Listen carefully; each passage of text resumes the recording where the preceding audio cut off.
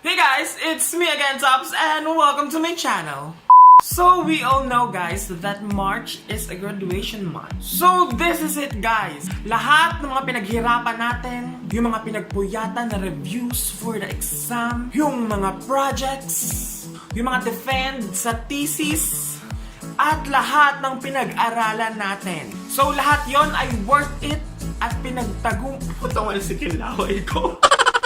So lahat ng mga pinaghirapan sa pag-aaral ngayon ay worth it dahil eto na, rarampa ka na sa stage at kukunin ang inyong diploma. So in this video guys, gagawa ako ng isang graduation look para naman fresh na fresh ka pag rumampa ka sa stage, you know? So yung mga ipapakita ko pong products dito ay very affordable niya guys. So itong mga makeup na to, makikita natin sa malls, mga drugstores, and ayun, pangmasa siya guys. So without further ado, let's do this.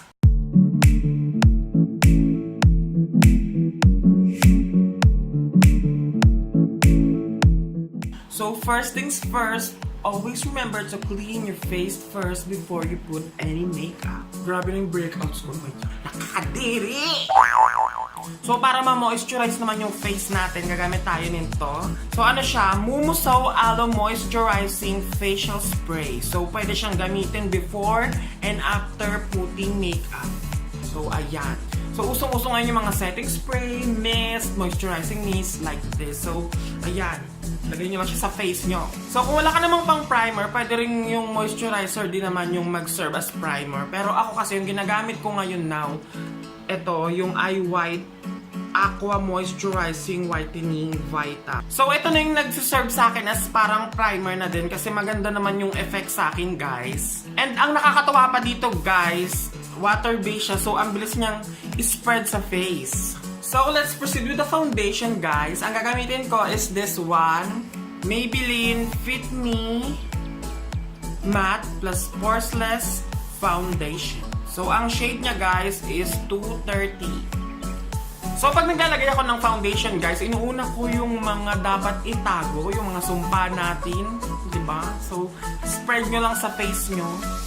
Huwag nyo kalimutan yung leeg. So pwede kayong gumamit ng blending sponge or kaya brush. And then para mas ma-hide pa natin yung mga imperfections natin, gagamit tayo ng concealer. So gagamit ako nito guys. This is from AVON. Ay sabi ko na yung mga gagamitin ko yung mga nabibili lang sa mall. Hindi pala ito nabibili sa mall. So nabibili to sa mga suking kumare, mga kapitbahay. Basta hingiin nyo lang yung mga catalog nila. So ayun.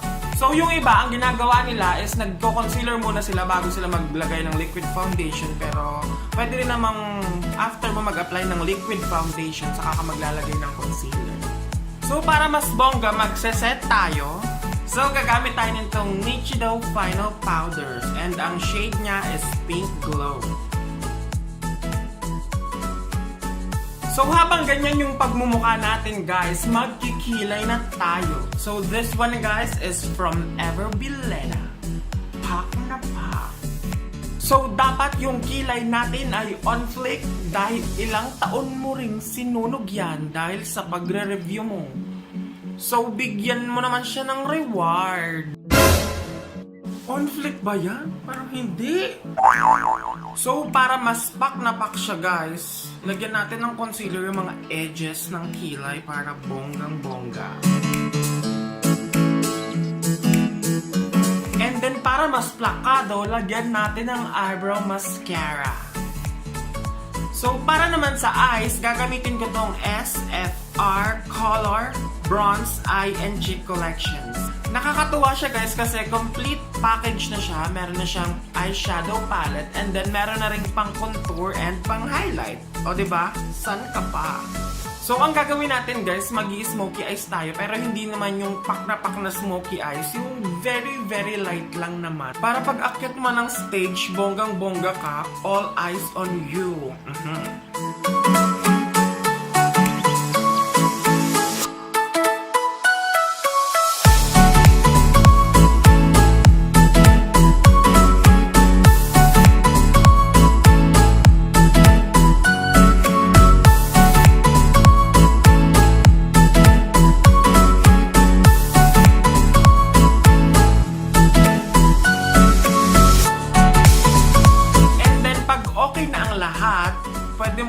dust away lahat ng mga excess powder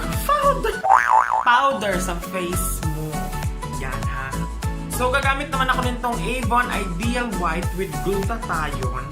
So gagamitin ko siyang pang-set ng face after natin mag-bake. So balik tayo sa eyes guys. Gagamit ako nitong SHAWILL Makeup Waterproof Volumizing Eyeliner Pen. And then huwag niyong kalimutan yung lower area nyo guys. Maglagay tayo ng kung ano yung nilagay natin sa taas. Bali, black and brown yung ilalagay ko. And para mas dramatic, maglalagay ako ng false eyelashes na nabili from Bangketa. So after nyan guys, maglagay na rin tayo ng mascara. So para mag-blend yung real and fake lashes natin. So this mascara is from AVON. And wag nyo rin kalimutan maglagay sa lower channeling boom boom. Ano bang tawag dyan? Then maglagay na rin tayo ng konting shimmer sa eyes para bonggang-bongga, diba? So after naman yan guys, magkukontour na tayo. So ang dami nagtatanong para saan daw yung contour. So hindi lang naman po to para mas magmukhang maliit yung mukha nyo kasi nga pang matataba yun. Paano naman kung yung mapapayat yung nagko-contour, diba? Ang liit na nga ng mukha nyo. So this is para magkaroon ng dimension yung ating face. So look the difference guys. O diba? Naggulat kayo.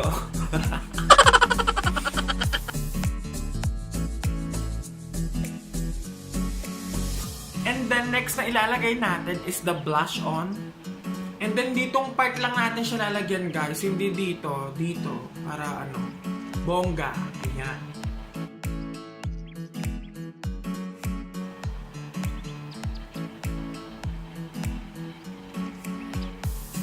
And then last but not the least guys, syempre ang lipstick. So gagamitin ko na lang tong NYX Butter Lipstick. So medyo nude siya guys. Para mag-balance siya sa face natin. Kasi nga, bongga na yung eyes natin. Medyo hard na.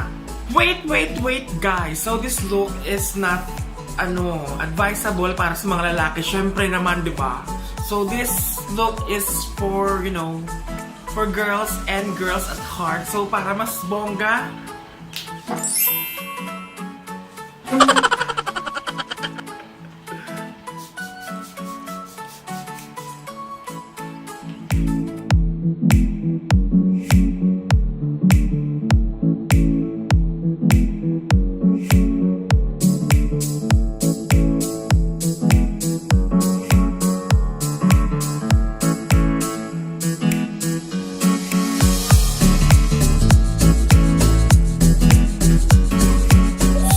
yan, o diba?